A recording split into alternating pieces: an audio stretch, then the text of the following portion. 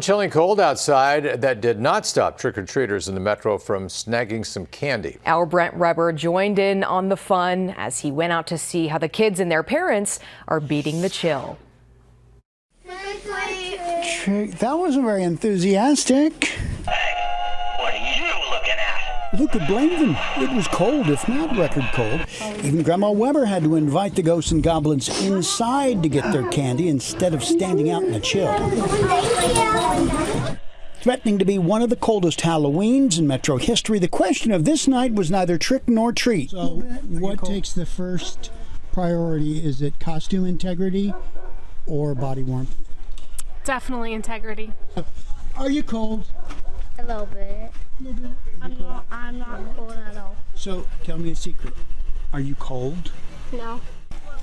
Costume integrity or warmth? I think you know your answer. Here we are. Costume integrity. Yeah. Warm. Very warm. Super bundled under there. Tell me the truth. Are you really warm? No.